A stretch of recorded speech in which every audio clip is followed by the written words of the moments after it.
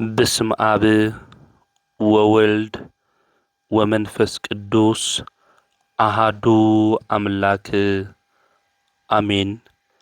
يتبارك እግዚእ አብሔር أملاك أبوينا ለዛብ ፀሃነ እስከ ዛቲ ሰዓት ቀድሙ ኩሉ ልዕሉ ኩሉ ናብዛ ሰዓት እዚኣ ዘብፅሐና ናይ ኣቦታትና ናይ ቅዱሳን ኣምላኽ ናትና እውን ኣምላኽ ቅዱስ እግዚኣብሔር ስሙ ዝተኸበረን ዝተመስገነን ይኹን። እማ ኣምላክ ወላዲተ ኣምላክ ቅድስተ ቅዱሳን ድንግል ማርያም ስለ ፍጹም ኣዶነታ ስለ ፍጹም ክብራ ክብርን ምስጋናን ይብፅሐያ። ከምኡውን ቅዱሳን ኣቦታትና ቅዱሳን ኣዴታትና ዝተውሃቦም ክብሪ መጠን ኩሉ ምስጋና ይብፅሐዮም። ኣብ ዝተፈላለየ ዓለም ኮይንኩም እዚ መንፈሳዊ ሚድያ እዚ እትከታተሉ ስድራ እግዚኣብሔር ኣብ መስቀል ተሰቂሉ ፍጹም ዝኾነ ሰላሙ ብዝሃበና ብኢየሱስ ክርስቶስ ፍጹም ሰላም ከመይ ትጸንሑ ከመይ ትኾኑ ሰላም እግዚኣብሔር ምስ ኩላትኩም ይኹን። እንኳዕ ናዴና ንቅድስተ ቅዱሳን ንድንግል ማርያም ናይ ምሕረት ቃል ኪዳን ዝተወሃበላ ኪዳነ ምሕረት ወርሓዊ በዓል ከምኡውን ብለማዓንቲ ዓመታውን ወርሓውን ክብረ በዓሎም ዝኾነ ቅዱሳን ብሰላም ኣብፅሐኩም ኣብፅሕና። ብኦርቶዶክሳዊት ተዋህዶ ቤተ ክርስቲያን ኩልሻዕ ዕለት 16 ናይ እምቤትና ናይ ቅድስተ ቅዱሳን ናይ ምሕረት ቃል ኪዳን ዝተወሃባ ኪዳነ ምሕረት እናበልና በዓል ነኽብር ኢና። ብዚ ዕለት እዚ ቤተ ክርስቲያን ስለ ኣዴና ቅድስተ ቅዱሳን ናይ ምሕረት ቃል ኪዳን ዝተወሃባ ኣዶ ኩላትና በዓልቲ ውዕለታና ኪዳነ ምሕረት ብስፍሓት ተምህረና ትነግረና።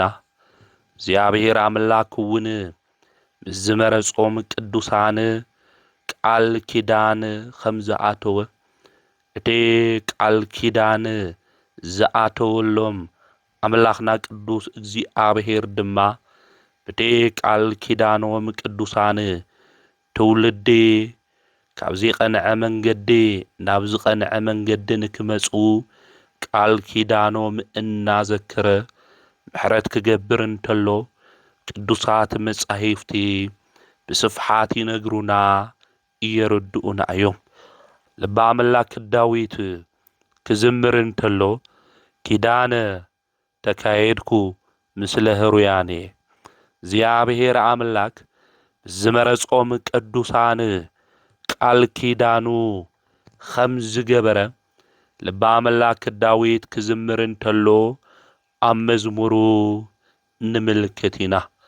ንሕና ብሓጢኣት ስለ እንወድቕ ንሕና ብሓጢኣት ዕለት ዕለት ድማ እናወድቕና ስለ እንደክም ድኽመት ድማ ስለ ዘለና ደኺምና ተስፋ ከይንቖርፅ ዝልምኑልና ቅዱሳን ቃል ኪዳን ዝኣተወሎም እግዚኣብሔር ዝተሓረዩ ናይ እምነት ሓረበኛታት እኒአውና እዮም። ካብ ቅዱሳን ድማ ክብራ ዝበልጽ እምቤትና ቅድስተ ቅዱሳን ድንግል ማርያም እያ። ዕለት 16 ድማ የካቲት 16 ዓመታዊ ክብረ በዓል ክናኽብር እንተለና እምቤትና ድንግል ማርያም ወዳ መድሓኒት ንሱ ኢየሱስ ክርስቶስ ናይ ምሕረት ቃል ኪዳን ሂውዋ እዩ። ሽሙኽን ዝጸውዐ ዝኽርኽን ዝገበረ ስለ ማርያም መሓረኒ ኢሉ ንዝተማሕፀነ ክምሕሮ እየ ኢሉ እግዚአብሔር ቃል ኪዳን ኣትዩላ እዩ። እዛ ናይ ምሕረት ቃል ኪዳን ዝተዋህባ እዛ ናይ ቃል ኪዳን ኣዶ ዝኾነት እመ ብዙኃን ወላዲተ ኣምላክ እመ ብርሃን ድንግል ማርያም ዕለት 16 ለምንልና እማ ኣምላክ ድንግል ማርያም እግዚአብሔር ቃል ኪዳን ንዓኺ ሂብክ እዩ እናበልና ንክንምሕፀና ዴና ቅድስተ ቅዱሳን ድንግል ማርያም ክብራ እንታይ ምዃኑ ምእንቲ ክንፈልጥ ቤተ ክርስቲያን ዕለት 16 ኩልሻዕ ዝኽራል ክንገብር ተምህረና እያ ትነግረና እያ ማለት እዩ። ስለዚ ኣምላኽና ቅዱስ እግዚአብሔር ምስም ቤትና ቅድስተ ቅዱሳን ድንግል ማርያም ናይ ምሕረት ቃል ኪዳን ዝሃበላ ዕለት ምዃኑ ዕለት 16 ክንፈልጦ ክንርድኦ እዩ ዝግብአና። ስለዚ ኣምላኽና ቅዱስ እግዚአብሔር ልበ ኣምላክ ዳዊት እውን ከም ዝበሎ ምስ ዝመረጾም ምስ ዝሓረዮም ቅዱሳን እንታይ ገበረ ቃል ኪዳን ገበረ እዩ ዝብል። እቲ ናይ መጀመርያ እግዚአብሔር ቃል ኪዳን ዝገበረ ስምምዕነት ዝገበረ ውዕሊ ዝገበረ ምስ መን እዩ እንድሕር ኢልና ምስ ኣቦና ኣዳም እዩ። ኪዳነ ኣዳም ኢልና እንጽውዖ ኣቦና ኣዳም የትብላዕ ዝተባሃሎ ዕፀ በለስ ምስ በልዐ ናይ እግዚአብሔር ሕጊ ድማ ተመሓላለፈ። ኣብዚ ግዜ እዚ እቲ ጸጉኡ እንታይ ኾነ ካብኡ ተወሰደ። ናይ እግዚአብሔር ሕጊ ክነፍርስ እንተለና ብሓጢአት መንገዲ ክንኸድ እንተለና ክብሪ እግዚአብሔር ይጎድለና እዩ ወገናተይ። ብሓጢአት ዓለም ክንሕምስ እንተለና ብዘይረብሑ ብዘይጠቕሙ መንገድታት ክንጓዓዝ እንተለና ጸጋ እግዚአብሔር ካብ ልዕሊና ይውሰድ እዩ። ኣቦና ኣዳም እውን ኣብ ገነት እዩ ዝነብር ነይሩ። ዝጎደሎ ነገር የነበሮይ ነገር ግን ሰይጣን ብተመን ተመሲሉ ናብ ሔዋን መጺኡ ዕፀ በለስ ንክበልዑ ገይርዎም እዩ።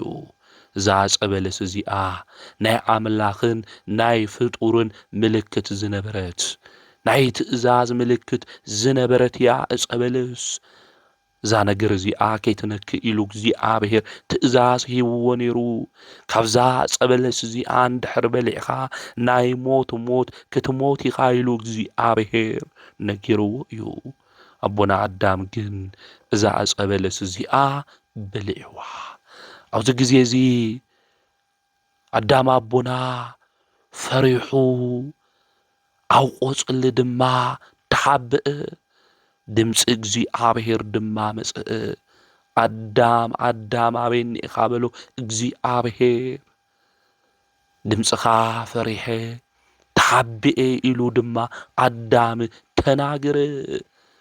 ዕፀ በለስ በሊዐ እየ ኢሉ ኣዳም ናይ ኣምላኸይ ሕጊ ኣፍሪሰ እየ ኢሉ ኣዳም ተሓብአ።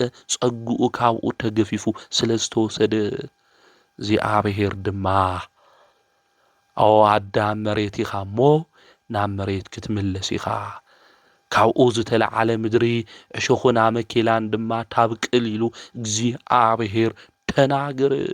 ንሔዋን እውን ብጻዕርኺ ብመከራ ከም ትወልድ ፍቓዳ ኩሉ ድማ ናብ ሰብኣያ ንክኾን እግዚአብሔር ድማ ተናገረ። ገነት ዝኣክል ቦታ ገዲፎም ናብ ምድሪ ወረዱ። እግዚአብሔር ዝኣክል ጎይታ ሕጉ ስለ ዘፍረሱ ኣዳም ካብ ገነት ተባረረ። ኣብዚ ግዜ እዚ ካብ ገነት ክወፅእ እንተሎ ኣዳም እናሓዘነ እናበኸየ እዩ ወፂኡ። ነገር ግን እግዚአብሔር ኣዳም ክልምን እንተሎ ኣዳም ስዋህኤ ክኣቲ እንተሎ ኦ ኣምላኸይ መሓረኒ ክብል እንተሎ ናይ ፍጥረታቱ መመላስ ርኡ መሓሪ ዝኾነ ጎይታ ኣምላኽ ቅዱስ እግዚአብሔር ዓላምኡ ፍቕሪ ዝኾነ ጎይታ ኣዳም ካብ ደቂ ደቅኻ ተወሊደ ብዕለተ ዓርቢ ተሰቒለ ሞይተ ከድሕነካ እየ ኢሉ ተናጊርዎ ቃል ኪዳን ኣትይውሉ እዩ ኣዳም ድማ ተስፋ ነይርዎ ካብ ደቅኻ እዩ ኢልዎ ስለዚ መን ያ ጎይታይ ኣምላከይ ትወልድ ኢሉ ኣዳም ብተስፋ ይጽበይ ነይሩ ናይ ኣዳም ተስፋ ኢልና ንጽውዓ እመብርሃን ቅድስተ ቅዱሳን ድንግል ማርያም እያ ኣመይ ሰደድም ገነት ኮይና ንብል ተስፋሁ ለኣዳም ንስኺ ናይ ኣዳም ተስፍኡ ኢኺ ካብ ገነት ሓዚኑ ክኸድ እንተሎ እግዚኣብሔር ኣምላክ ካብ ደቅኻ ተወሊደ ብሓሙሽተ መዓልቲ ፈረቓይ ከድሕነካ እየ ኢሉ ተስፋ ክቦ እንተሎ ተስፍኡ ንስኺ ኢኺ ኢሎም ሊቃውንተ ቤተ ክርስቲያን ይነግሩና የረድኡና ስለዚ ኣቦና ኣዳም እግዚኣብሔር ቃል ኪዳን ኣትይውሉ እዩ ሞይትኻ ይትቐሪ ስለዚ ተስፋ ይገብር ነይሩ ኣዳም እዛ ካብኡ ኣብራኽ እትውለድ ኣብ ናቱ ከርሲ ድማ ከም ጻዕዳ ዕንቁ እታበርህ ንጽሕተ ንጹሃን ንጽሕቲ ዘርኢ ዝኾነት ድንግል ማርያም ተወሊዳ መድኃኒት ንሱ ኢየሱስ ክርስቶስ ወሊዳ ንክድሕን ኣዳም ተስፋ ይገብር ነይሩ ስለዚ ኪዳን ናይ ኣዳም እግዚኣብሔር ዝኣተወሉ ብድንግል ማርያም ምኽንያት መድኃኒት ኢየሱስ ክርስቶስ ተወሊዱ ተፈጺሙሉ እዩ ተስፋ ኣበው ብድንግል ማርያም እዩ ተፈጺሙ ክበሃል እንተሎ ንዚ እዩ ወገናተይ ቀጺሉ ኪዳን ኖህ እዩ እግዚኣብሔር ምስ ኖህ ቃል ኪዳን ኣትዩ እዩ ህዝቢ ኣብ ምድሪ ክበዝሕ እንተሎ ኃጢአት ምስራሕ ጀመሩ እግዚአብሔር አምላክ ድማ እሕዘኑ እግዚአብሔር ሰብ በመፍጣሩ ተጸጸተ ተባሂሉ ኣብ መጽሐፍ ቅዱስ ተጻሒፉ እዩ ኣብ ኦሪት ዘፍጥረት ምዕራፍ 6 እግዚአብሔር ዝጸጸት አምላክ ኮይኑ ይኾነይ ነገር ግን ሊቀ ነቢያት ቅዱስ ሙሴ ክጽሕፍ እንተሎ ኃጢአቶም ክንዳይናይ ብዙሕ ከም ዝነበረ ንምግላጽና ንምርዳእ እዩ ስለዚህ ዘየድሊ ተግባር ድማ ይፍጽሙ ነበሩ ኃጢአቶም ኣብ ቅድሚ እግዚአብሔር በጽሐ እግዚአብሔር ከይገሰጸ ከየምህረ ንደቁ ኣይቕጽዒ መዓትዎ የውርዲ መቕሰፍቱ እውን ኣየምጺ ወገናተይ ንሕና ኃጢአት ክንሰርሕ እንተለና ክንብድል እንተለና ኃጢአታው ሰራሕናዮ ኣብ ዝበደልናዮ ቅጽበት እግዚአብሔር ከም ኃጢአትና ከም በደልና ተትቐጽዐና ነይሩ መን ጠጠው ኢሉ መኸደ ነይሩ መንስ አፉ ኸፊቱ ንምስጋና ንእግዚአብሔር መመስገነ ነይሩ ቃሉስ መን ምተናገረ ነይሩ ወገናተይ ኃጢአትና በደልና ኽፍአትና ሁሉ በምሕረቱ በሕያውነቱ ዝሸፈለና ጎይታ አምላክ ንሱ ኢየሱስ ክርስቶስ እዩ ብኖህ ዘመን ዝነበሩ ሰባት ድማ ተመለሱ ኢሉ ንኖህ ልኢኽዎ ኖህ ኣብቲ ግዜ እሱ ክናገሮም እንተሎ እቶም ሰባት ክሰምዑ ይኽኣሉ እግዚአብሔር አምላክ ተመለሱ ካብ ኃጢአትኩም ይብለኩም አሎ ኢሉ ኖህ ተናገረ እግዚአብሔር ቃል ግን ኣብ ልቦም ኣቐሚጦም ኃጢአቶም ሁሉ ተሰሚዕዎም ክምለሱ ይደለዩ እዞም ሰባት እዚኦም ኣብ ኖህ ዘመን ዝነበሩ ሰባት እኮ ኢና ኸዚ እንመስል ወገናተይ ቤተ ክርስቲያን ተመለሱ ክትብለና እንተላ ኣቦታት ከመሩና እንተለው እኮ ናይ እግዚአብሔር ቃል ካብ ምስማዕ ናብ ድሕሪት ዝበልና ትውልድ እኮ ኣብዚ ዘመን እዚ ብዙሓት ኢና እኒአና ስለዚ ኖህ ነገሮም ኃጢአትኩም ኽፍአትኩም ኣብ ቅድሚ እግዚአብሔር በፂሑ እዩ እግዚአብሔር ድማ ተመለሱ ይብለኩም አሎ ኢልዎም እምቢ በሉ እግዚአብሔር አምላክ ቤተ እስራኤል ዘመን ይኒእኩም ኢልኻ ንገሮም መርከብ እንድሕር ዘይሰርሑ ግን ብማየ ኣይህ እዛ ምድሪ እዚኣ ከጥፍኣ ኢሉ እግዚአብሔር ይናገረሎ እዩ ኖህ ኸደ ነገሮም ኣብዚ ግዜ እዞም ሰባት እዚኦም ንስኻ ንእሽተይ ቤተሰብ ዘለካ ስለዚ ሚእቲ እስራኤል ዘመን ንስኻ ስርሐሉ በልዎ ንሕና ግን ብዙሓት ስለ ዝኾንና እቲ 100 ዓመት ከም ደስታና ክንኾን ኢና እቲ 20 ዓመት ድማ ክንሰርሐሉ ኢና በልዎ ሓደ ሸዕ ንሕና እውን ንስሓተው ክንበሃል እንተለና እኮ ኣነ ንእሽተ እየ ኣነ መንእሰይ እየ እናበልና ንሰይጣን ቦታ እንህብ ልብና ናብ እግዚኣብሔር ዘይተመለሰ ብዙሓት ኢና። ስለዚ ንስኻ ስራሕ ንእሽተይ ቤተሰብ ስለ ዝኾንካ በልዎ። እዞም ሰባት እዚኦም ክምለሱ ዘይፈቐዱ ልቦም ድማ ዝደንደነ ነበረ። 100 ዓመት ተወድአ 20 ዓመት እውን ከይፈለጥዎ እቲ ማይ ኣይ ድማ ዘነበ። እቶም ህዝቢ ድማ ፀራሪጉ ኣጥፍኦም። ኖህ ብሸሞንተ ቤተሰቡ ድማ ደሓነ። እግዚኣብሔር እውን ኣዚዝዎ ነይሩ ካብ እንስሳ ክልተ እናገብረ ንክእቱ ማለት እዩ። ናይ ኖህ መርከብ ኢልና እንፅውዓ ድንግል ማርያም እያ ወገናተይ። ናይ ኖህ መርከብ 3 በሪ ዝነበራ እያ። ድንግል ማርያም እውን ብህሊናኣ ብስጋኣ ብነብሳ ድንግል እያ።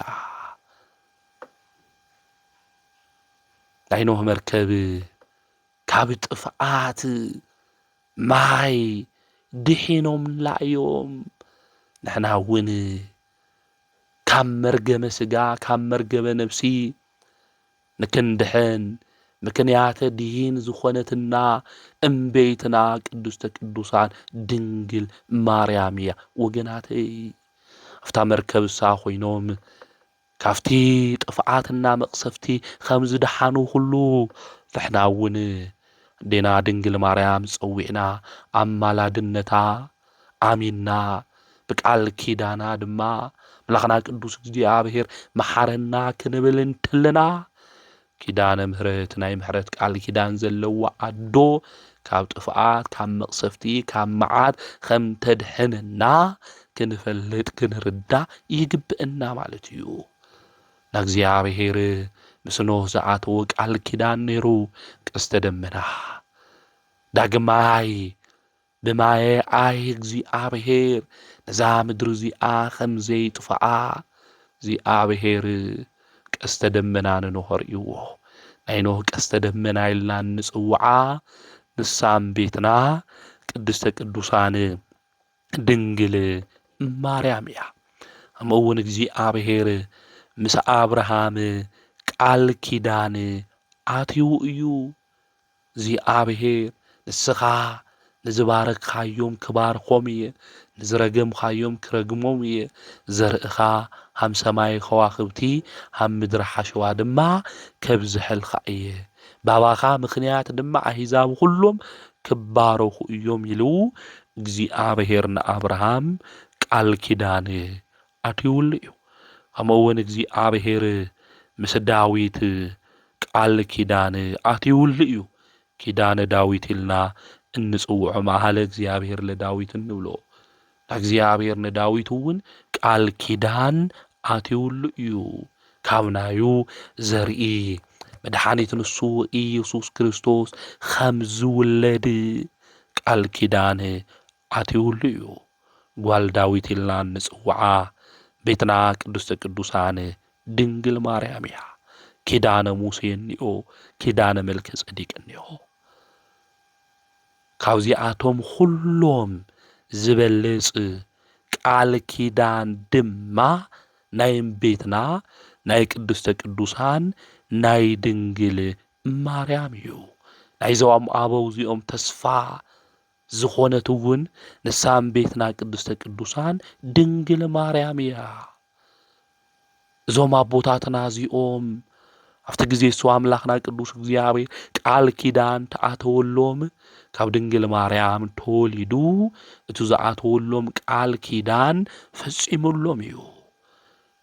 እዛ ንጽሕተ ንጹሃን የዓቢ ክብራ ለማርያም ኩሎም ቅዱሳን ካብ ኩሎም ቅዱሳን ክብራ ናይ ማርያም ክብሪ ይበልጽ ኢልና እንጽውዓ ካብ ሊቃነ ጳጳሳት ንስኽ ትበልጺ ካብ ነቢያት ንስኽ ትበልጺ ካብ ሐዋርያት ንስኽ ትበልጺ ኢልና እንጽውዓ ቤትና ቅድስተ ቅዱሳን ህብስተ ሕይወት ዝኾነ መድኃኒት ንሱ ኢየሱስ ክርስቶስ ዝወለደትልና ህብስተ ሕይወት ዝበላዕናልና ሙዳይና ቤትና ቅድስተ ቅዱሳን ድንግል ማርያም ምስኣ ቃል ኪዳን ኣትዩ። እግዚአብሔር አምላክ ለምቤትና ቅድስተ ቅዱሳን ድንግል ማርያም ዝኸልኸላ ጸጋ እኮ የለይ ወሃብተ ሰማያት ለማርያም ድንግል እኮ ኢና እንብል ማለት እዩ። ስለዚህ ለምቤትና ቅድስተ ቅዱሳን ድንግል ማርያም እግዚአብሔር ሙሉእ ጸጋ ይህዋ እዩ። ምልእተ ጸጋ ኢልናውን እንጽውዓ ለምቤትና ቅድስተ ቅዱሳን ድንግል ማርያም ንዚ እዩ። ቅዱስ ገብርኤል እውን መጺኡ ካብ አንስቱ ሁሉ ዝተባረኽኺ ኢኺ ዝበላ ንዚኣ እዩ። ስለዚህ ቤትና ቅድስተ ቅዱሳን ድንግል ማርያም ናይ ምሕረት ቃል ኪዳን ዝተዋሃቦ አዶ እዚኣ ምዃና ክንፈልጥ ክንርዳእ ይግብአና ማለት እዩ። ስለዚህ ቅዱሳን አቦታትና ንቤትና ቅድስተ ቅዱሳን ድንግል ማርያም ብፍሉይ ፍቅሪ ዘምስግንዋ ናይ ምሕረት ቃል ኪዳን ወዳ ስለ ዝሃባ እዩ፣ ስለ ታማልደና እዩ። ብድንግል ማርያም ክንደይ መከራ ሓሊፍና ንኾነ ወገናተይ ሚስጥርና ውጊዕናያ፣ ናይ ውሽጥና ነጊርናያ፣ ብሕቡእ ነጊርናያ፣ ብሕቡእ ዝመለሰትልና ክንደይ ሻዕ ይኾነ ወገናተይ። ናይ ሚስጥርና ናይ ልብና አማኻሪት በዓልቲ ውዕለታና እንብላ እኮ እያ አዴና ቅድስተ ቅዱሳን ድንግል ማርያም። ተምክተ ዘመደነ ኢልና እንጽውዓ ትውልዱ ሁሉ ብጽኢት ኢሎም የምስጉኑን ኢላ ዝተናገረት ብጽኢት ዝኾነት እማ አምላክ ድንግል ማርያም። ስለዚህ እዛ አዶና እዚኣ ብቃል ኪዳና ተማሕጺና ሓፊርና ይንፈልጥ ወገናተይ። ናብ ገዛኣ ኺድና ዝሕንዝሕ በኺና ነቢዕና ነብዓትና ተሓቢሱ ብሰሓቕ ዝተመለስናሉ ዘመናት እኮ ንእሽተይ ይኾኑ ወገናተይ። ክሓመና እንተሎ ነገር ሁሉ ክጎድለና እንተሎ ጽልምትምት ክብለና እንተሎ ድንግል ማርያም ኪዳነ ምሕረት ነይ ሓደራ ኽባ ክንብላ እንተለና ናብ ገዛኣ ኺድና ኣብ ቅድሚ ስእላ ድማ ጠጠው ኢልና ክንበኪ እንተለና ገና ንብዓትና ወሪዱ ከይተወድአ ነገራትና ሁሉ መልሲ ክረክብ እንተለኮ ሕያው ምስክሪና ሁላትና። እዛ ናይ ምሕረት ቃል ኪዳን ዝተዋሃባ አዶ ናይ ኩልና አዶ ዝኾነት እመብርሃን ኪዳነ ምሕረት እነና ኣብ ዶኪማስ ገዛ ዝገበረቶ የንምልከት ዲና ወገናተይ። ዶኪማስ ክጭነቕ እንተሎ ዶኪማስ ክሓዝን እንተሎ ንሳ መረባ ኾይና ኣብ ውሽጢ ዝጎደለ ሁሉ ዝተመልከተት ንጽሕተ ንጹሃን ቅድስተ ቅዱሳን አንቀጸ ብርሃን ምልእተ ውዳሴ ምልእተ ጸጋ ድንግል ማርያም። እዝኮ ብዙሕ ዝጎደለና ነገር እንእዩ ወገናተይ። ናይ ናብራ ነገር ኣድኺምና እዩ። ደቅና ታይ ክነብልዖም ኢና፣ ነጋታይ ክንበልዕ ኢና ኢልና በብዙሕ ነገር ሁላትና ንጭነቕ ኢና ወገናተይ። ጭንቀትና ሁሉ እተመልከት እታማልደና አዶ ጎይታ ድንግል ማርያም እኒኣያ ሹማ ንጽውዕ እያ። ናብ ዶኪማስ ጉድለቱ ሁሉ ንክምልአሉ ናብ ወዳ ናብ ኢየሱስ ክርስቶስ ኸይዳ እነገረቶ። ጎይታ መድኃኒት ኢየሱስ ክርስቶስ ድማ እቲ ዝጎደለ ነገር ሁሉ ናይ ዶኪማስ ንክሙላእ ገይርዎ እዩ። ካብ ምሕፋር ኣድሒንዎ እዩ። ካብ ምጭናቕ ኣድሒንዎ እዩ።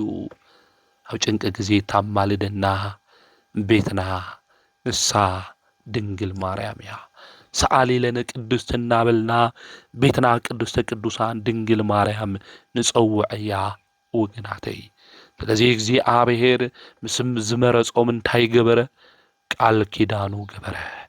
ንጽሕተ ንጹሃን እመብርሃን ንሳ ድንግል ማርያም ድማ ዝተመረጸት ንጽሕት ቅድስት እያ።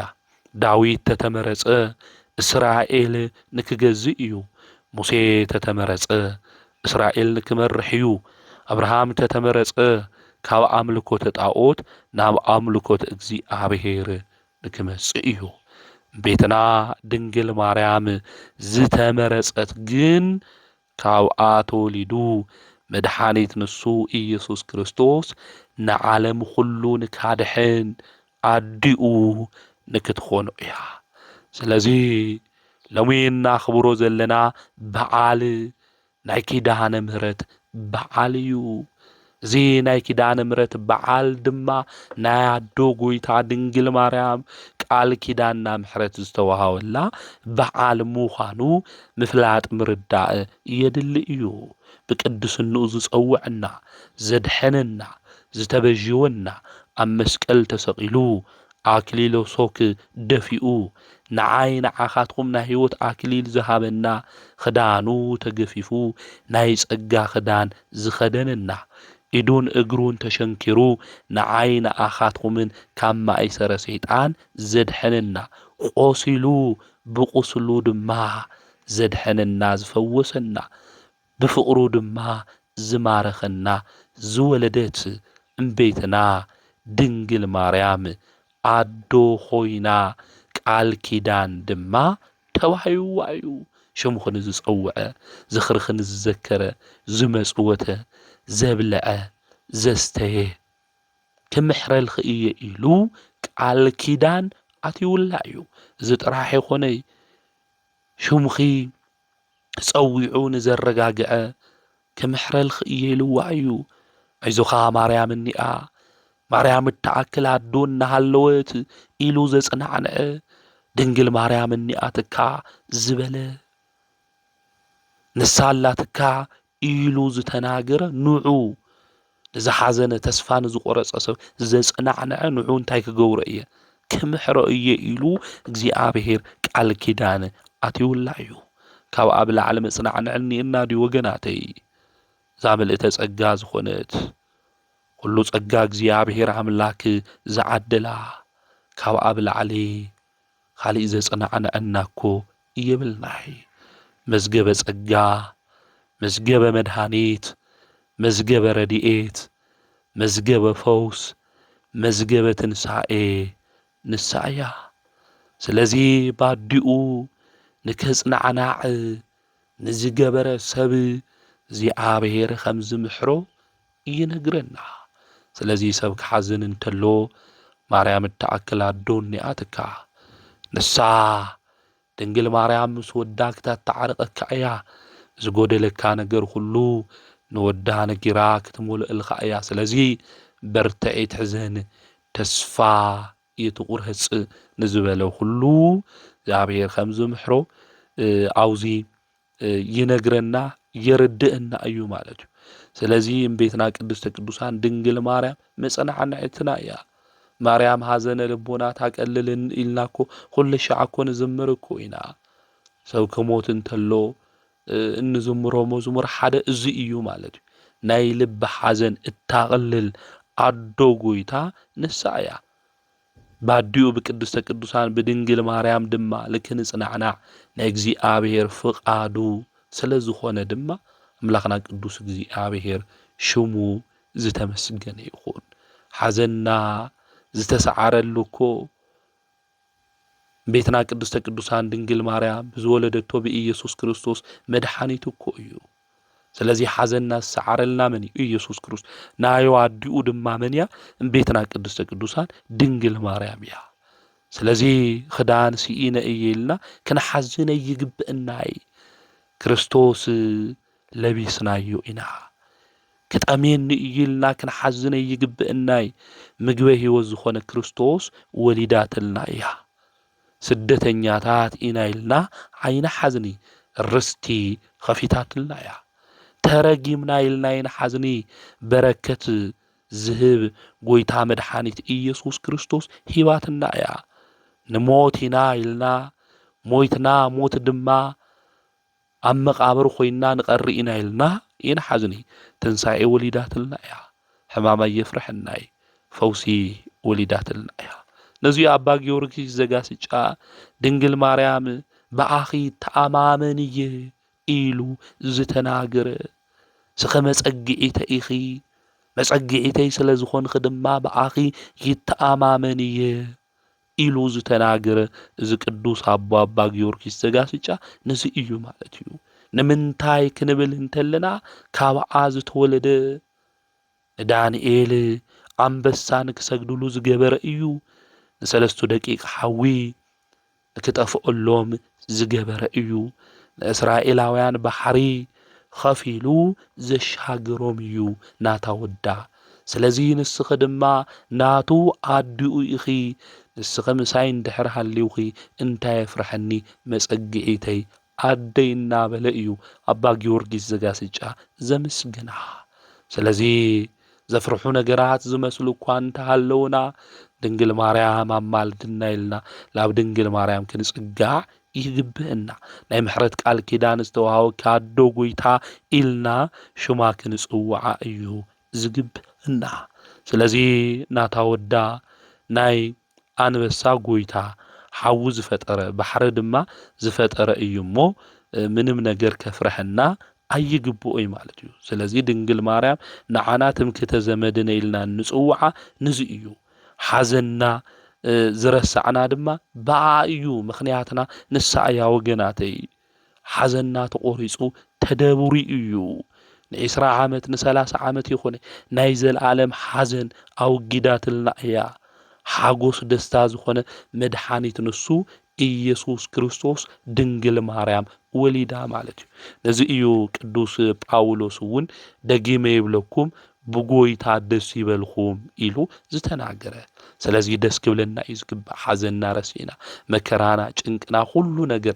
ረሲዕና በመን ደስ ክብለና ይግባእ ብጎይታ ደስ ክብለና ይግባእ ማለት እዩ እዚ ጎይታ መድኃኒት ዝኾነ ኢየሱስ ክርስቶስ ድማ ዝወለደትልና ትምክህተ ዘመድነ ኢልና እንጽዋዓ እምቤትና ቅድስተ ቅዱሳን ድንግል ማርያም ስለዚ ስለ ኪዳነ ምሕረት ኢልኻ መሐረና እናበልና መላኽና ቅዱስ እግዚአብሔር ክንጽውዖ ይግብአና ኣብዚ ግዜ እዚ ሰላምና ሲኢና ንህወ ኽለና ንጭነቕና ኮታስ ብዙሕ ነገር ያው ዘዓለም እዚ ዘጭንቀና ዘበሳጭወና ተስፋ ዘቁርጹ ዝመስሉ ነገራት ብዙሓት እንየው እዮም ግድ ይብልናይ ነኪዳነ ምሕረት ሹም ንጸውዖ ገናተይ ኪዳነ ምሕረት ሹማ ጸዊዑ ዝሓፈረ የለይ ባማላድነታ ሁሉ ነገር ካብ ወዳ ካብ ኢየሱስ ክርስቶስ ለሚና ነገራትና ክተስተኻኽል እንተላ ንሕና ምስክራት ኢና ኪዳነ ምሕረት ዝገበረትና እንታይ እንየው ገናተይ ካብ ባዕለይ ጀሚሩ ኣብ ሕማም ውሽጢ ትኾን እንተለኹ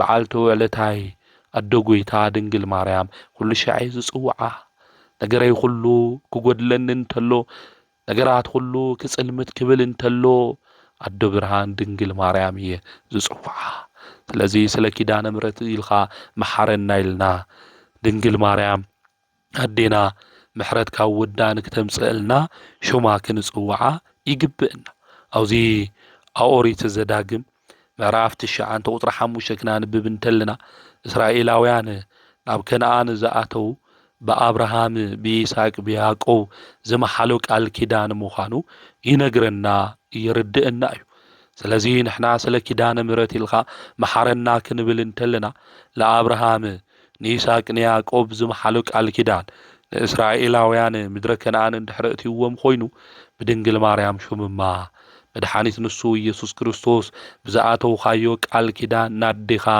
መሐረና ክንብል እንተልና ንምንታይ ምሕረናይ ብጽድቆም ወይ ከዓ ብቕንዕና ልቦም ከምዚ ይኾነ እቲ ምድረ ርስቲ ዝወረስዎ በአብርሃም በይስሐቅ በያዕቆብ ድማ ዝመሐለው ቃል ኪዳን ምዃኑ ቅዱስ መጽሓፍ ይነግረና እዩ እና አብርሃም ተሞቱ ቃል ኪዳኖም ግን ትውልዲ የድሕን ነበረ ንጉስ ዳዊት ምስ ሞተ በቃል ኪዳኑ እስራኤላውያን አድሒንዎም ኣብዚ ኣብ መጽሓፍ ነገሥት ካልእ ምዕራፍ 19 ቁጥሪ 34 ክናንብብ እንተለና እታ ከተማ ንዳዊት ብዝኣተዎ ቃል ኪዳን ከም ዘድሕና እግዚአብሔር ተናጊሩ እዩ ስለዚ ኣምላኽና ቅዱስ እግዚአብሔር ንቅዱሳን ብዝኣተዎ ቃል ኪዳን ትውልዲ ከድሕን እንተሎ ካብ ፈተና ካብ መከራ ካብ ዝመጽእ መዓት ድማ ከድሕኖም እንተሎ ንምልከት ኢና ካብዞም ቅዱሳን እዚኦም ሁሎም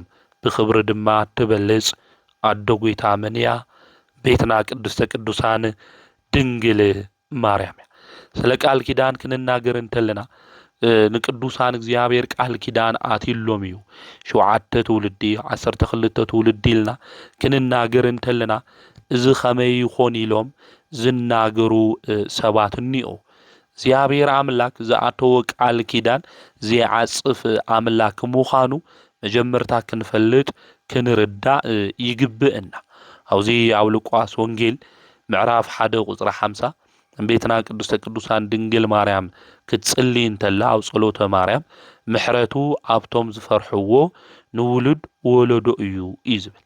ስለዚ ናይቶም ቅዱሳን ቃል ኪዳን ትውልዲ 7-12 ትውልዲ ክብል ተሎ ክሰርሕ ዝኽእል ንሕና ንእግዚአብሔር ንፈርሕ እንድሕር ኮይና ብናይ ጽድቂ መንገዲ ንጓዓዝ እንድሕር ኮይና ናይቶም ቅዱሳን ቃል ኪዳን ድማ ንዓና ናብ ጽድቂ መንገዲ ብትዘለናዮ ናይ ህይወት መንገዲ ንክንኸድ ይሕግዘና ምዃኑ ክንፈልጥ ክንርዳእ ይግብአና ማለት ከምኡ እውን አውዚ ኣብ ኦሪት ዘጸአት ምዕራፍ 20 ቁጽሪ 6 ክናንብብ እንተለና ንዝፈትውዎን ትእዛዛተይ ንዝሕልው ግና ይዝብል እስካብ 1000 ትውልዲ ምሕረት ዝገብር ይዝብል። ስለዚ ንእግዚአብሔር ንዝፈትውዎ ትእዛዛቱ ንዝሕልው ኣምላኽና ቅዱስ እግዚአብሔር እስካብ 1000 ትውልዲ ንሕና 12 ትውልዲ 7 ትውልዲ ክገርመና እንተሎ እስካብ 1000 ትውልዲ እግዚአብሔር ሃም ዝምሕር ቅዱስ መጽሓፍ ይነግረና የርድእና እዩ ማለት እዩ። ስለዚህ መጥምቀ መለኮት ቅዱስ ዮሐንስ እውን ክውለድ እንተሎ ዘካርያስ ዝተናገሮ ቃል እንዮ ምስ ኣቦታትና ምሕረት ክገብር ነቲ ቅዱስ ኪዳኑ ዘከሮ ይዝብል ማለት እዩ። ከምቲ ኣቦታትና ንኣብርሃም ንዘርኡ ዝነገሮም ንዘለዓለም ምሕረቱ እናዘከረ ንእስራኤል ባሪኡ ተቀበሎ ኢላ እውን እምቤትና ቅድስተ ቅዱሳን ድንግል ማርያም ኣብ ጸሎተ ማርያም ተናጊራ ኣብ ሉቃስ ወንጌል ምዕራፍ 1 ለለ እዩ ማለት እዩ። ስለዚ እግዚአብሔር ንቅዱሳን ብዝኣቶ ቃል ኪዳን ንትውልዱ ሁሉ ከም ዝምሕር ክንፈልጥ ክንርዳእ እዩ ዝግብእና። አውዚ ኣብ መዝሙረ ዳዊት ምዕራፍ 8 ቁጽሪ 2 ማዕፈ ደቂቅ ወህፃናት ክንብል እንተለና ዲያብሎስ ደስ ኣይበሎ ኢሉ እግዚአብሔር አምላክ ዝገበሮ ነገር ሃምለሎ ንምልከት ኢና ማለት እዩ።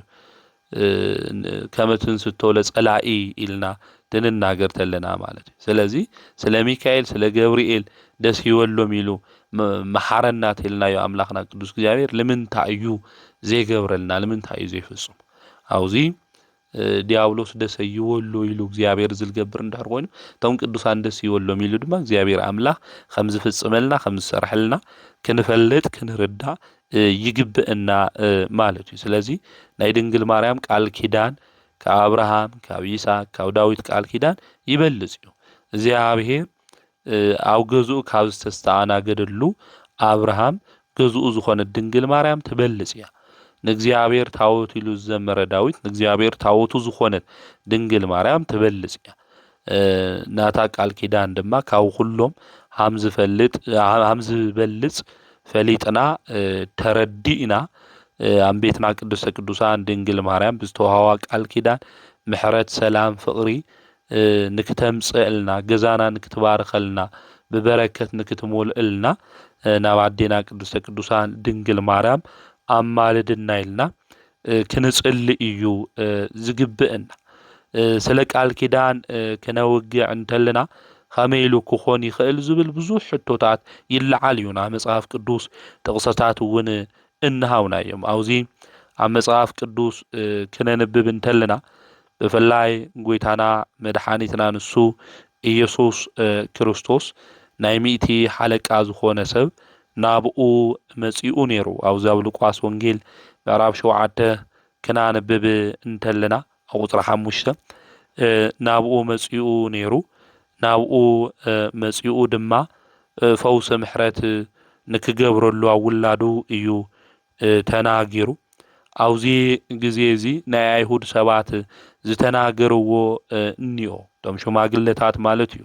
ከምዚ ኢሎም ድማ ተናገሩ እዚ ሰብ እዚ ንዓና ጽቡቕ ነገር ዝገበረ እዩ ስለዚ ዝብለካ ሁሉ ግበረሉ ኢሎም ተናጊሮም እዮም።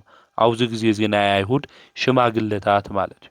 ስለዚ አውዚ ግዜ እዚ ጎይታና መድኃኒትና ኢየሱስ ክርስቶስ ነቲ ሚእቲ ሓለቃ ድማ ዝነበሮ ጉድለት ሁሉ ከምኡ እውን ፈውሲ ምሕረት ገይሩሉ እዩ ማለት እዩ። እቲ ኣብ ገዝኡ ሓሚሙ ዝነበረ ውላዱ እውን እግዚአብሔር ንክድሕን ገይሩሉ እዩ። እዞም ናይ ኣይሁድ ሽማግለታት ተናጊሮም እግዚአብሔር አምላክ ፈውሲ እንድሕር ገይሩ ኮይኑ ሓደ ጻድቕ ቤተክርስትያነይ ሰሪሑ እዩ ድኻታት ድማ ይፈቱ ይመሓረለይ ተይሉ ለምንታይ እግዚአብሔር የገብሩልይ ስለዚ ናይሁድ ሽማግሌታት ሰሚዑ እግዚአብሔር እንድሕር ገይሩ ንቅዱሳን ብዛእትዎ ቃል ኪዳን ኣይሰርሒ እግዚአብሔር አምላክ ድማ ይፍጽም ክንብል እንተለና ልክዕ ክኾን ኣይኽእሊ ማለት እዩ ስለዚ አምላኽና ቅዱስ እግዚአብሔር ናይሁድ ሰሚዑ ፈውስ ምሕረት እንድሕር ገይሩ ንቅዱሳን ድማ ሰሚዑ እንዳይናይ ምሕረት አም ልገብር ምፍላጥ ምርዳእ የድሊ ነብዩ ኤልያስ እውን 6 ወርሕ ዝመገበቶ ሰዊቱ ወዳ ምስ ሞተ አውዚያ መጽሐፈ ነገሥት ቀዳማዊ ምዕራፍ 17 ቁጥር 20 ክናንብብ እንተለና ወዳ ዝሞታ ሰበይቲ ጎይታን ከልዕሎ ኤልያስ ጸሊ እዩ ማለት ስለዚ ቅዱሳን ጽቡቕ ንዝገበረሎም ዘገልግሎም ክጉድኡ ተለው ብኸምዝ መንገዲ ኸምዝ ጸልዩ ክንፈልጥ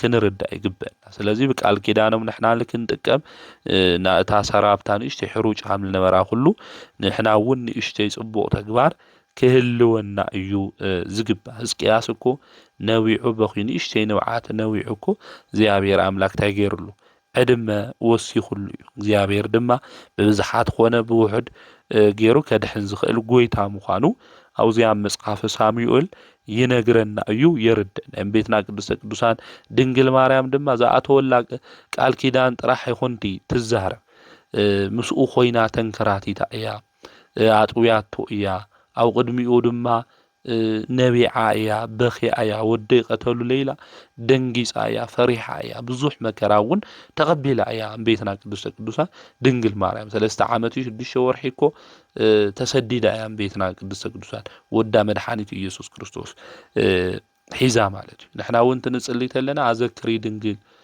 ድንግል ማርያም ንገርዮ ንወድኽን ኢየሱስ ክርስቶስ እናበልና ኢና እንልምና ንሳውን ትልምን እንተላ ወደይ መሐሮም እናበለት ያትና ወደይና መማል ስልጣን ለለዋ ካብ ፍጥረታት ድንግል ማርያም ጥራሕ እያ ማለት ካልኦት አምላኽና ፈጣሪና እዩ ንሳ ግን አምላኻ ፈጣሪ እዩ ወደይ እናበለት እውን እትልምን ዝዓዊ ጸጋ ዝተውሃዋ ምልእተ ጸጋ እያ ማለት እዩ ስለዚህ ቤትና ቅዱሰ ቅዱሳን ድንግል ማርያም ናይ ምሕረት ቃል ኪዳን ዝተውሃዋ አዶ ካብ ፈተና ካብ መከራ ሁሉ ክተውፅአና ህይወትና ናብራና መንገድና ሁሉ ንክተስተኻኽለልና ናብ ወዳና ብኢየሱስ ክርስቶስ ንክትልምነልና ንሕና ታይ ክንገብር ይግብአና ማለት እዩ ናዴና ድንግል ማርያም ክንጽውዓ ይግብአና ብህይወት ዘመንና ሹማ ጸዊዕና ብዙሕ ነገር ሞሊእልና እዩ ብዙሕ ነገር ተስተኻኺልና ይጠቕስ እኮ የድልየና ብፍላይ ንሕና ብዙሕ ጠቕሰ የድልየና ምክንያቱ ድንግል ማርያም ኣብ ህይወትና ብዙሕ ነገር ገይራ እያ ሹማ ትንጽውዕ እንተለና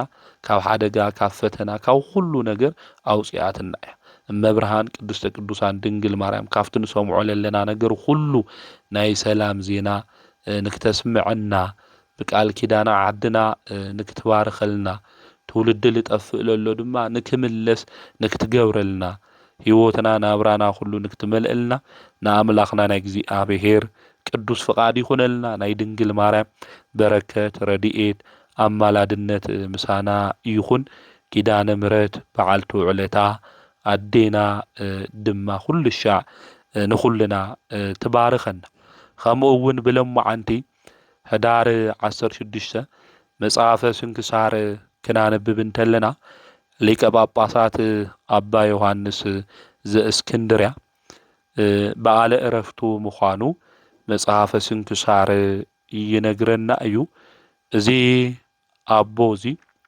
ኣብ እስክንድርያ ፓትርያርክ ዝነበረ ቅዱስ አቦ እዩ ዓዱ ቆጵሮስ እዩ በዓለ ጸጋ እውን እዩ ነይሩ ኣብ እስክንድርያ ዓዲ ድማ ይነብር ነይሩ አቡኡ ድማ ናይ ተዓድሱ ገዛኢ ነይሩ አቡኡ ድማ ካልኦት ቆልዑት እውን ወሊዱ ነይሩ እዩ ድሕርዚ ሰወይቱ ደቁ ድማ ከም ዝሞቱ እዩ መጽሐፈ ስንክሳር ዝነግረና ድሕርዚ እቲ ዝነበሮ ሃፍቲ ናብኡም ከምኡ እውን ናይ ባዕሉ ሃፍቲ አባ ዮሐንስ ንድኻታት ንስተጸገሙ ሃበ መጽወተ ከምኡ እውን መንኮሰ ብዓውይ ተጋድሎ ተጸሚዱ ድማ ብጽቡቕ ስራሕን ትሩፋትን ብምስራሕ ድማ እግዚኣብሔር ደስ ኣበሎ እዩ ዝብል። ንሕና ብህይወት ዘመንና ኣምላኽና ቅዱስ እግዚኣብሔር ደስ ኢልዎ ዶ ይኾን ኢልና ስራሕትና ንሰርሕ ኣለና ዶ ንኾን? ካብ ኃጢአት ካብ ዘይጠቕሙ ነገራት ሁሉ ወፂና ኣምላኽና እኮ ኃጢአት ደስ ይብለይ ናይ ርኩሰት መንገዲ ደስ ይብለይ ዝማሬ እዩ ደስ ዝብሎ ኢልና ኣምላኽና ቅዱስ እግዚኣብሔር ንክሕጎስ ዶ ንሰርሕ ኣለና ንኾን? ነግልግል ኣለና ንኾን? ቅዱሳን ዝሰርሕዎ እዚ እዩ። ኣምላኽና ቅዱስ እግዚኣብሔር ዝሕጉሶ እንታይ እዩ ኢሎም ብጾም ብጸሎት ብተጋድሎ ብቅድስና ብንጽህና ዝጓዓዙ ነዚ እዩ። ስለዚ ዝቅዱስ ኣቦ እውን ጽቡቕ ነገር ብምስራሕ ኣምላኽ ቅዱስ እግዚኣብሔር ደስ ኣበሎ ካብ ጽቡቕ ስራሕቱ ካብ ትሩፋቱ ካብ ዝቐንዐ ሃይማኖቱ ካብ ኣገልግሎቱ ካብ የዋህነቱ ካብ ጽድቁ ምጽባቕ ዝተለዓለ ኣብ ግብፂ ዓዲ ዝነብሩ ኤጲስቆጶሳት ኩሎም ተስማዕሚዖም ሒዞም ወሰድዎ። ብዘይ ፍቃዱ ድማ ኣብ እስክንድርያ ዓዲ ፓትርያርክ ገይሮም ኣብ ወንጌላዊ ማርቆስ ወንበር እውን ኣቐመጥዎ። ኣብዚ ግዜ እዚ ዝኸበረ ወንጌል ኣንበበ ብሽሞቱ ብክህነቱ ብርሃን ተገለጸ። ብዙሕ ድንቂ ዝኾኑ ተኣምራት ገበረ። ነድኻታት ንምስጊናት ንዝተሸገሩ ድማ ኩሉ ሻዕ ብዘይምቁራጽ ዝደልይዎ ነገር ሁሉ ዝህቡ ኾነ። ብዚ ምኽንያት እዚ ሩህሩህ ዮሃንስ ተባሂሉ እውን ተጸውዐ። ብኣይሁድ ብኣረማውያን ቅድሚ ድማ ዝፍራሕ ኾነ። ኣብ መጽሓፈ ገድሉ እውን ክናገር እንተሎ ብጣዕሚ ይፈርሕውን የኽብሩውን ነበሩ። እቲ ናይ ምእመናን ማሕበር ድማ ብጽቡቕ ኣተሓላልዋ ሓልዩ ብሎማዓንቲ ብሰላም ዓሪፉ እዩ ኣምላኹ ቅዱስ እግዚኣብሔር ኣገልጊሉ። ንእግዚኣብሔር ምስጋና ይኹን፣ በረከቱ ምሳና ንዘለዓለሙ ይኹን። ከምኡ እውን ብሎማዓንቲ ቅዱስ ኬስጦስ ብሰማዕትነት ብመክሲምያኖስ ኢድ ዝዓረፈሉ ምዃኑ መጽሓፈ ስንክሳር ይነግረና። ከምኡ እውን ጣጦስ ሰማዕት ብሎማዓንቲ እዛ ቅድስት ኣዶ እዚኣ እውን ብእስክንድሮስ ኢድ ሰማዕትነት ተቐቢላ እያ። እዛ ቅድስት እዚኣ እስክንድሮስ ንጉስ ስለ ዝነበረ ንሱ ድማ ንኣማልክቲ እዩ ዝስውእ ነይሩ። ንዓ ድማ ሰውኢ በላ። ንሳ ግን ካብ ፈጣሪየ ካብ ጎይታይ ካብ ኢየሱስ ክርስቶስ ወፃኢ ነዚ የስውኢ ኢላ መለሰት። እቲ መኮንን ናይ ገጻ መሸፈኒ ንክገልጹ ዓዘዘ። መልክዓ ርኡ ድማ ተደነቐ። ዓይና ከም ወጋሕታ ኮኸብ፣ ቁመታ ከም ዝምባባ፣ መልክዓ ድማ ከም ጽጌረዳ እዩ ነይሩ። ኣብዚ ግዜ እዚ ድማ ዝመስላ ብመልክዕ ማንም የለይ እዩ ዝብል መጽሓፈ ስንክሳር ክናንብብ እንተለና እዚ ንጉስ እውን ምስ ረኣያ ብጣዕሚ ፈተዋ ልቡ እውን ተኸፈለ። ኣብዚ ግዜ እዚ እሺ በልኒ ንዓብዪ ኣምላክ ንኣጵሎን ሰውኢ በላ። ከምኡ እውን ኣብ ቤተ መንግስቲ እመቤት ክገብረኪ እየ በላ። ንሳ ግን ከምዚ ኢላ ተናገረት፣ ኣነ ናይ ክርስቶስ ኣማኒት እየ፣ ዝኽተሎ ኣምላኸይ እውን ንሱ እዩ፣ ካብኡ ወፃኢ ንኻሊእ ክስውእ ኣይኽእል ኢላ ተናገረቱ። ኣብቲ ክበሃወኪ እዩ ንብረት ክበሃወኪ ኢና እዚ ዓለም እዚ ክትበሃል እንተላ እዚ ዓለም እዚ ዝነዓቐት እያ ኣዴና ቅድስት ጣጦስ ማለት እዩ። ስለዚ እምቢ በለቶ። ነገር ግን ናብ ኣማልክቲ መሰዊኢ ገዛ እትወኒ ሓይሎም ንክርኢ ፍቐደለይ ኢላ ተናገረቱ። ኣብዚ ግዜ እዚ ወሰዳ።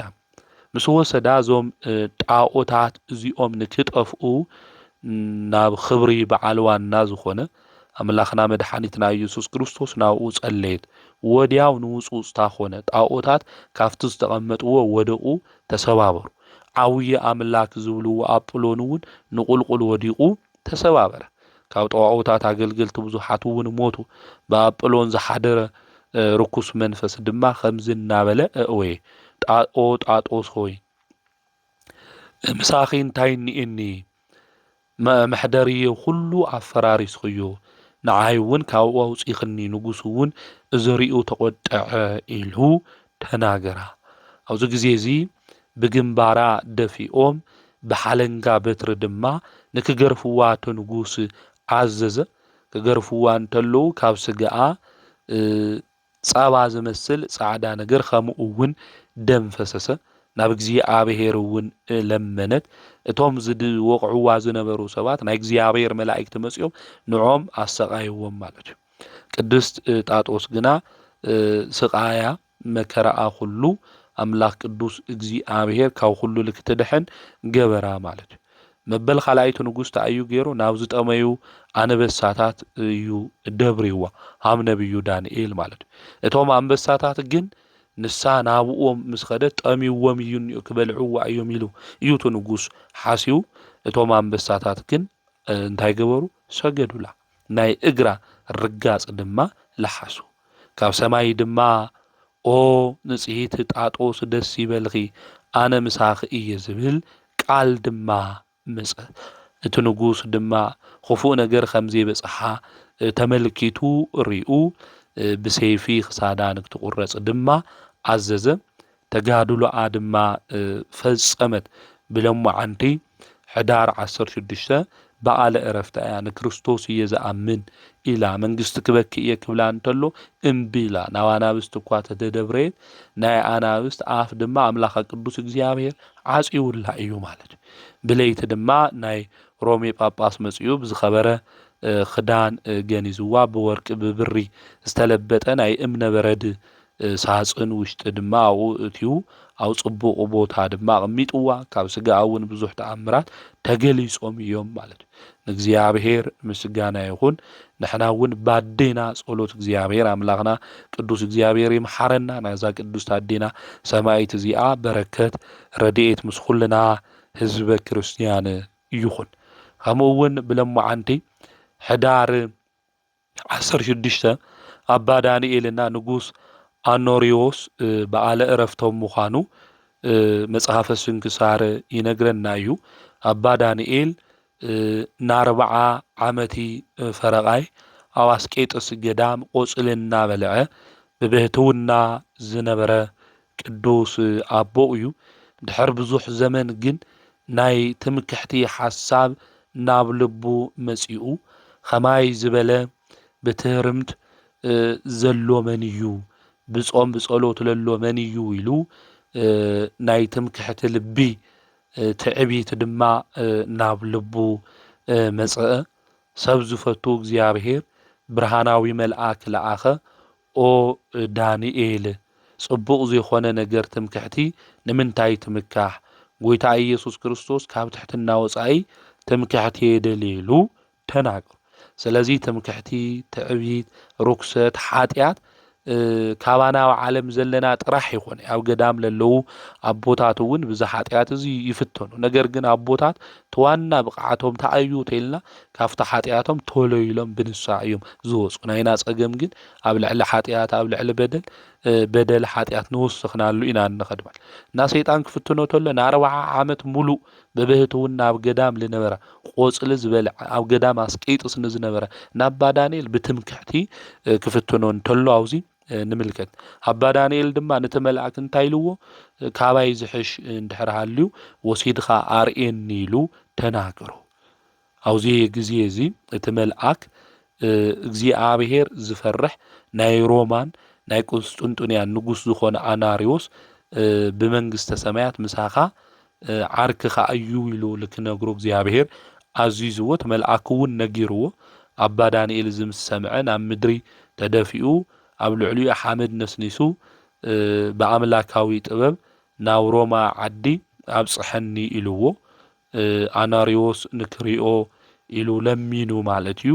ለመኑ እውን እግዚአብሔር ተቐቢሉ ደመና መጽያ ተሸኪማ ወሰደቱ። ናይ ሮማ ንጉስ ናብ ዝኾነ ኣናሪዎስ ቤተ መንግስቲ ኣፍ ደገ ድማ ኣብጽሐቶ።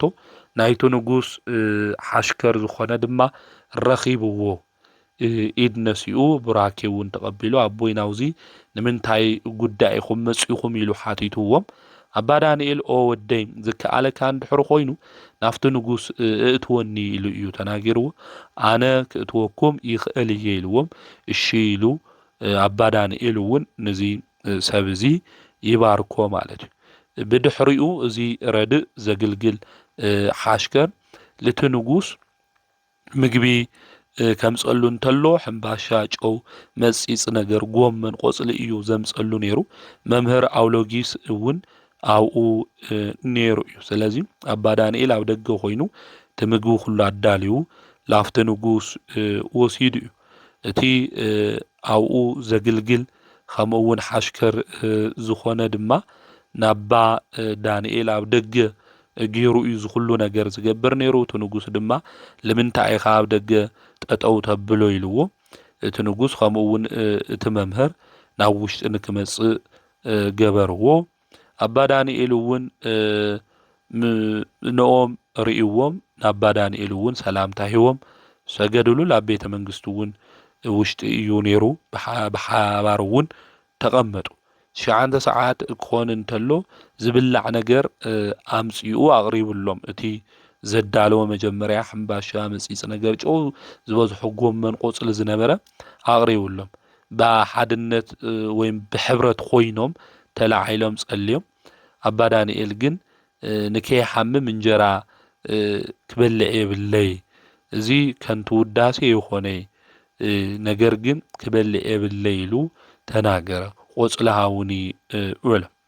ኣብዚ ግዜ እዚ ጸሎቱ ጸልዩ በልዕ። ንጉስ ኣኖሪዎስ እውን ኣባ ዳንኤል ስለ ኣመጻጽኡ መርመሮ። ኣባ ዳንኤል እውን ኦ ሓወይ ተተኻኢልካስ ናፍቲ ንጉስ እእትወኒ ብጎይታ ኢየሱስ ክርስቶስ ትእዛዝ መጽአ እየ ኢሉ ለቲ ንጉስ ነገሮ። እቲ ንጉስ ድማ ነጋ ክእትወካ እዩ ኢሉ ትሕትንኡ ተመልከቱ። ናይዚ ንጉስ እዚ ብንጉሁ ኣናርዮስ ዓይንኻ ብጣዕሚ ንዝኸብድ ክዳን ተኸዲኑ ናይ መንግስቲ ክዳኑ ኣብ ዝፋኑ ተቐሚጡ ኣባ ዳንኤል እእተውዎ ምስ ረኣየ ድማ ፈሪሑ ተንቀጥቀጠ።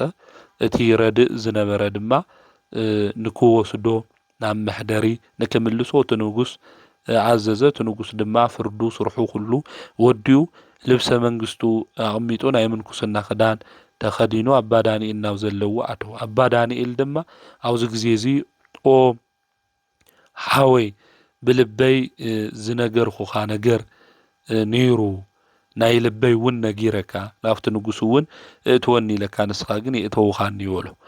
እቲ ንጉስ ድማ ከምዚ ኢሉ ተናገር። ናይዚ ምድሪ እዚ ንጉስ ተባሂለ ዝተሾምኹ ኣነ እየ፣ ኣኖሪዎስ ዝበሃል ንጉስ ኣነ እየ ኢሉ ተናገር። ኣብዚ ግዜ እዚ ኣባ ዳንኤል ምስ ሰምዐ ካብ እግሩ ብታሕቲ ሰገደሉ። ኣነባብርኡ ኩሉ ንክነግሮ ብኽቡር ጎይታ ዝኾነ ኢየሱስ ክርስቶስ ሽም ተማሕፀኖ። ንጉስ ኣናሪዎስ እውን ኣብዚ ግዜ እዚ ናይ ህይወት እንታይ ምዃኑ እውን ተናጊሩ። ኣባ ዳንኤል እውን 40 ዓመት ሙሉእ ከይበልዐ ከይሰተየ ከይተኸደነ ኣብ ገዳም ሃምል ነበረ እውን ተናጊሩ ማለት እዩ። ንድኻታት እውን ዝምጽውት ምዃኑ ተናጊሩ፣ ናይ ህይወት እውን ተናጊሩ። ኣናሪዎስ እውን ናይ ህይወት እንታይ ሃምል መስል ነጊርዎ ማለት እዩ። ንድኻታት ከም ዝህብ ምግቡ እውን እንጀራ ጨው ቆፅሊ መፂፅ ነገር ምዃኑ ንጉስ ኮይኑ ማለት ምግቡ ምዃኑ እውን እቲ ንጉስ ነጊርዎ። ናብ ማንም ገንዘብ እውን ከምዘይወሰደ ድንግል ምዃኑ እውን ነጊርዎ። ኣባ ዳንኤል ዝነገር እዚ ምስ ሰምዐ ካብትና መጀመርያ ተደኒቑ ኣብ ትሕቲ እግሩ ድማ ወደቐ። ኣነ ባባኻ ተመኪሐ ይቅር በለኒ ኢሉ ኣባ ዳንኤል ፍጹም እናሓዘነ ናብ ቦትኡ ድማ ተመለሰ። 2 ወርሒ እዩ ተቐሚጡ ተመሊሱ ኸይዱ ማለት እዩ ኣባ ዳንኤል ማለት። ድሕሪ እዚ እቲ ንጉስ ኣናሪዎስ መንግስቱ ኩሉ ገዲፉ ናብ ገዳም ድማ ኣትዩ እዩ ማለት እዩ። ናብ ገዳም ኣትዩ ድማ ኣምላኹ ቅዱስ እግዚኣብሔር ብልበልፅ ኣገልግሎት ኣገልጊሉ እዩ ማለት እዩ። ብለማዓንቲ ድማ ሕዳር 16 ኣባ ዳንኤል ንጉስ ኣናሪዎስ እውን በዓለ ዕረፍቶም እዩ። እቲ ረድእ ዝነበረ ኣብቲ ቤተ መንግስቲ ከምኡ እውን እቲ መምህር ኣውሎጊሱን እውን ለማዓንቲ በዓለ ዕረፍቶም ምዃኑ መጽሓፈ ስንክሳር ይነግረና እዩ። እግዚአብሔር ምስግነና ይኹን። ናይዞም ቅዱሳን እዚኦም ጸሎቶም በረከቶም ምስ ኩልና ህዝበ ክርስቲያን ይኹን። ስለዚህ መጽሐፈ ስንክሳር ልነግረና ቅዱሳን አቦታትና ለእግዚአብሔር በሕይወቶም ዘመን ሁሉ ዘገልገሉ ኣብ ልዕሊ ሕይወቶም ሁሉ ኣብ ልዕሊ ሰውነቶም ሁሉ ኣምላኾም ቅዱስ እግዚአብሔር ዝሾሙ ዞም ቅዱሳን እዚኦም ምዃኖም ብለማዓንቲ መጽሐፈ ስንክሳር ይነግረና እዩ። ናይዞም ቅዱሳን እዚኦም ሁሎም በረከቶም ረድኤቶም ኣማላድነቶም ምስ ኩልና ህዝበ ክርስቲያን ይኹን። ዘምህረና ዝገሰጸና ናይ አቦታትና አምላክ ቅዱስ እግዚአብሔር ስሙ ዝተኸበረን ዝተመስገነን ይኹን። ወስብሐት ለእግዚአብሔር ወወላዲቱ ድንግል